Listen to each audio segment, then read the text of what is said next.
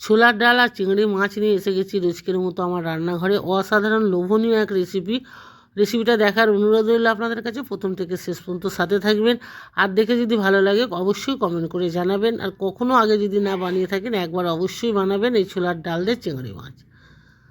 এখানে ছোলার ডাল চিংড়ির জন্য প্রথমেই যেটা লাগছে চিংড়ি মাছ। এখানে বড় সরিয়ে চিংড়ি মাছগুলো নিয়ে চলে এসেছে আজকে। আর নিয়েছি এখানে গোটা নারকেলটাকে আমি কুড়ে দুধ বার করে নেবো। নিয়ে ওই নারকেলের দুধ দিয়ে আজকে কিন্তু রেসিপিটা তৈরি হবে। পুরো রান্নাটা দেখার অনুরোধ রইল আপনাদের কাছে। আর এখানে 150 গ্রাম মতো ডাল ধুয়ে পরিষ্কার করে আগে থেকে আমি ভিজিয়ে রেখেছিলাম। এখানে একটা প্রেসার কুকার নিয়ে নিলাম। প্রেসার কুকারের মধ্যে ডালটাকে দিয়ে দিলাম, দিয়ে ওর মধ্যে একটা তেজপাতা দিলাম, একটু সাদা তেল দিয়ে দিলাম, আর দিয়ে দিলাম 1 চামচ মতো নুন। দিয়ে একটু নাড়াচাড়া করে প্রেসার কুকারটা বন্ধ করে একটা সিটি দিয়ে নেবো। ওখানে ডালটা সিদ্ধ হচ্ছে, এখানে এই নারকেলটাকে কুড়ে নিলাম। কুড়ে নিয়ে একটু হালকা গরম পানির মধ্যে আমি এই নারকেল কোড়াটা দিয়ে নাড়াচাড়া করে একটুখানি চিপে চিপে দুধটাকে বার করে নেবো। যেহেতু পুরো রান্নাটাই নারকেল দুধ দিয়ে হবে, তার কারণে গোটা নারকেলেরই আমি নারকেল কোড়াটা নিয়ে আমি দুধটাকে বার করে নিয়েছি। এদিকে নারকেল দুধটা রেডি হয়ে গেছে। এদিকে আমি ঢাকনাটা খুলে এবার দেখে নেবো ডালটা কি হলো। ডালটাও প্রায় সিদ্ধ হয়ে গেছে খুব সুন্দর। এবার ডালটাকে আমি ছেঁকে একটা বাটিতে তুলে নেব। খুবই লোভনীয় রেসিপি, খেতে দুর্দান্ত এই চিংড়ি মাছ দিয়ে ছোলার ডাল, অসাধারণ খেতে। অন্যদিকে একটা কড়া বসে দিলাম। কড়ার মধ্যে বেশ অনেকটা সর্ষের তেল দিলাম। দিয়ে তেলটা গরম হয়ে যেতে নুন হলুদ মাখানো চিংড়া মাছগুলোকে একটু ভেজে হালকা করে তুলে নিলাম। ওই তেলের মধ্যে আমি দিয়ে দিলাম 1 টুকরো দালচিনি, খানচারেক এলাচ আর খানচারেক লবঙ্গ আর একটা তেজপাতা 2 টুকরো করে দিয়ে ফোড়নটাকে একটু নাড়াচাড়া করে নেব।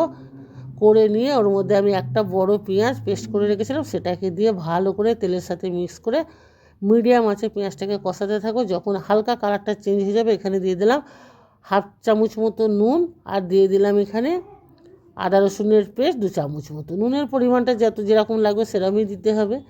যেহেতু ডালটা সিদ্ধ করার সময় নুন ছিল তার কারণে অল্প পরিমাণই দিয়েছি। দিয়ে নুন আর আদা রসুন দিয়ে পেঁয়াজটাকে ভালো করে কষাতে থাকবো।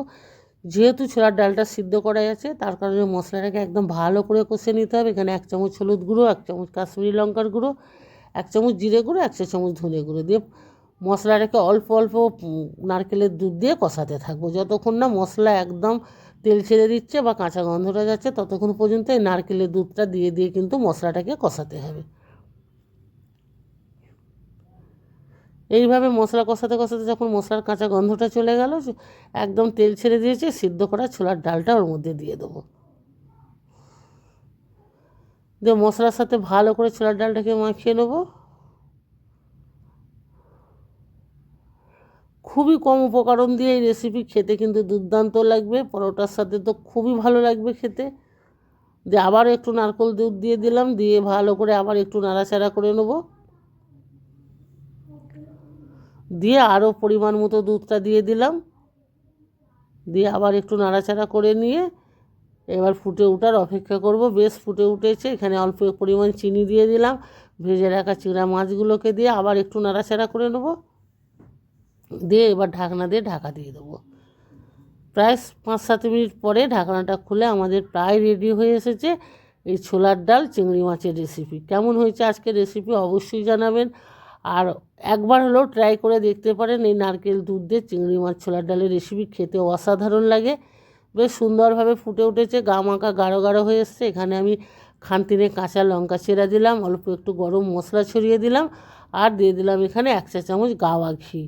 দিয়ে আবারও ঢাকনা দিয়ে ঢাকা দিয়ে 1-1.5 মিনিট মতো রান্না করে গ্যাসের ফ্লেমটা অফ করে দেবো। এবার ঢাকনা খুলে এবার গরম গরম পরিবেশন করবো। ভাত, রুটি, পরোটার সাথে দুর্দান্ত লাগবে এই ছোলার ডাল চিংড়ি মাছের নারকেল দুধ দিয়ে। খুবই সুস্বাদু এক রেসিপি, একবার হলেও ট্রাই করবেন। কেমন হয়েছে আজকের রেসিপি অবশ্যই কমেন্ট করে জানাবেন। আমাদের পেজটাকে যদি ভালো লাগে ফলো করে সাথে রাখবেন। সবাই ভালো থাকবেন, সুস্থ থাকবেন, সাথে থাকবেন।